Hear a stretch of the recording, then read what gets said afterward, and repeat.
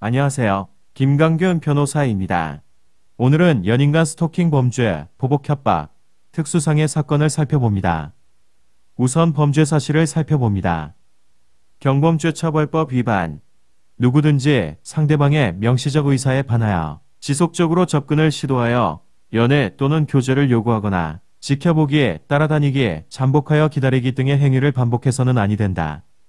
그럼에도 불구하고 피고인은 피해자가 피고인을 만나주지 않자 2021년 3월 어느 날 새벽 4시 무렵 전남 영광군에 있는 피해자가 주거하는 아파트 앞으로 찾아가 피해자에게 여러 번 전화를 걸고 위에 아파트를 촬영한 사진을 피해자에게 전송하고 계속하여 같은 날 15시 10분 무렵 전남 영광군 인근에 있는 피해자가 운영하는 음식점에 찾아가 손님으로 왔다.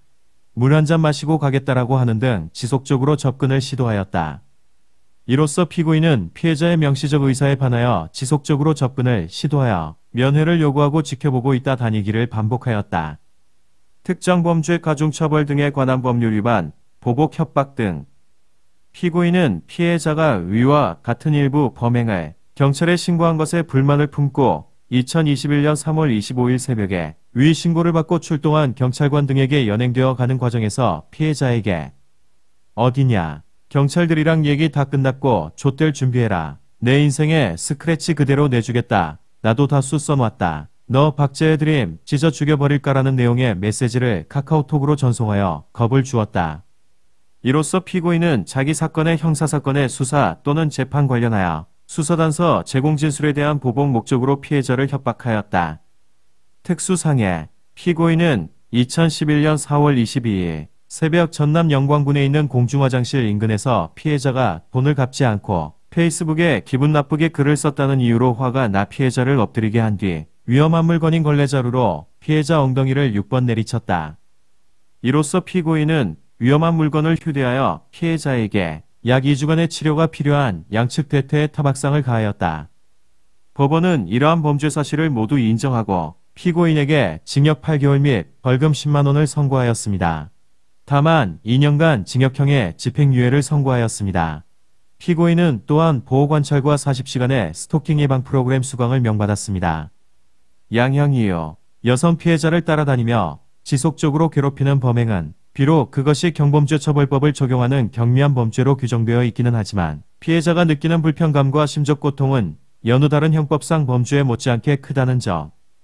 피해자가 그로부터 벗어나기 위해 경찰에 신고하자 피고인은 보복 목적이 분명하게 드러나는 말로 피해를 위협하였다는 점.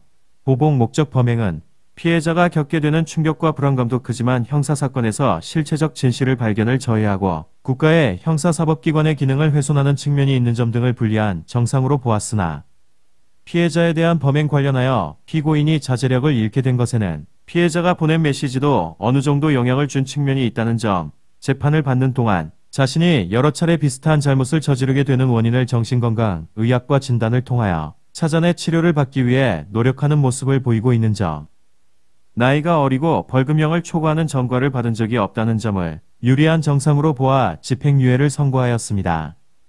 이 사건은 스토킹 처벌법 제정 전의 사건입니다. 따라서 현재 사건이라면 위경범죄처벌법 위반의 경우는 스토킹 처벌법으로 처벌될 것입니다.